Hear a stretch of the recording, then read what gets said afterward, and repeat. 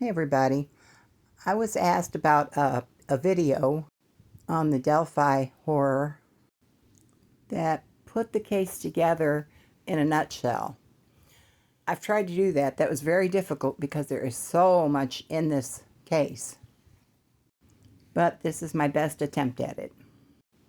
It's believed that Libby and Abby were dropped off by Libby's sister, Kelsey German, at the Monon High Bridge on February 13th, 2017, to be picked up later by Libby's dad. So they were dropped off about 1:40 p.m. Cell phone pings confirm they were in the vicinity of the bridge at 2:05 p.m. Then at 2:14 p.m., as a side note, the times being so specific, the 14th and the 13th are mentioned a lot with this case. So it was 2:14 p.m. that Libby took the video of a man walking on the Monon High Bridge. And at some point, the words, "Guys down the hill," were recorded. At 2:31 p.m., the phone changed position, indicating it was moving. At 2:32 p.m., the phone stopped moving. The phone was unable to be pinged from the cell towers after about 10:32 p.m. See, all these times are odd to me. You know, people usually say about 10:30, 4:30, stuff like that, but these all are not. They're different. Then at 4:33 a.m.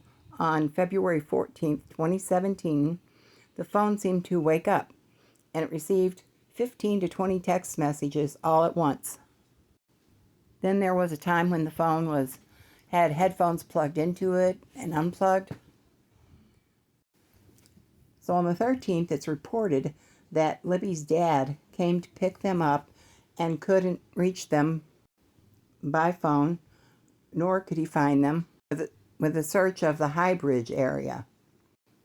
Calls were made to Libby's grandma and sister, Kelsey, to see if they had any information.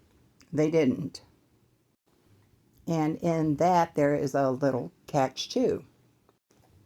As the story is told by Kelsey, she said that one time she was at work and didn't hear her phone at first, and then another time she said she was at her boyfriend's house at the time of the call. But either way, wherever she was, she said that she had no more information and she was concerned. In the story where Kelsey put herself at her boyfriend's house, she said that she was watching a movie with her boyfriend's dad because her boyfriend had already left for work. Then, depending on the story, because it's told both ways by her, she either didn't go to work or she left work to search for the girls. Then Kelsey either stopped searching and went home to bed because she was very tired, or she kept searching and went to the police department with her family to give statements and any possible evidence that they might have. It's unclear where their Uncle Cody was. Also, either he was nowhere near Delphi or he was at the bridge helping search with Kelsey. Kelsey, a somewhat larger, older girl, makes a point to say several times that she had Abby take one of her jackets or sweater from the back seat. I use those interchangeable too. From the back seat of her car. And either she couldn't remember what it looked like or it was a brand new school jacket. There's a photo of Abby on the Monon High Bridge wearing a gray hoodie that seems to fit her very well. So there's that. Then there's a search party on the night of the 13th. It was huge, with many, many different law enforcement, as well as many, many citizens. Libby's grandma said there were so many people there with flashlights that it looked like the stars in the sky. But no bodies were found that night. Just like nobody heard Libby and Abby scream or anything, and nobody seen anything. So the search party was called off for the night. They never used scent dogs because despite various law officials and the community coming out in large force, there was no foul play suspected in the disappearance of the girls. Until the next day, February 14th, when their tortured bodies were found about a half a mile east of the Monon High Bridge, not very far. They were found at about noon on February the 14th, 2017. On that day, there wasn't much collected from the crime scene. The limbs that had been covering those girls' bodies were tossed aside and left until sometime later, when law enforcement thought it might be a good idea to have evidence. So then they attempted to secure the scene and collect evidence. It's also known that Libby had been conversing with an online individual calling himself Anthony Schatz. And it said that she had spoken to him the night before. They went to the High Bridge. And when asked, Kelsey had said she had no idea about the Anthony Schatz profile, but it was later discovered that she had been speaking to the Anthony Schatz profile herself. They then discovered that the person behind the Anthony Schatz profile was Keegan Kline. Him and his dad are both known predators. Keegan Kline had reportedly been noted near the crime scene around the time of the crime, and he told a concerned citizen that he was there just waiting for his dad. Keegan Kline is in prison now for other crimes, but he wasn't believed by law enforcement to be connected to this crime. During the investigation, when people were being questioned, it was noted that a citizen named Elvis Fields was concerned because his spit was on one of the girls. The Odin involvement came to light with it being noted that the FBI had been concerned with Odin groups' involvement beside numerous guards in the prison having patches and then later tattoos paying respect to Odin. These were the same guards who were charged with Richard Allen's safekeeping in the most secure part of the most secure prison. Why would they put him in prison, and why would they put him in prison like that? Because they say they couldn't guarantee his safety? That's not a very good look for them.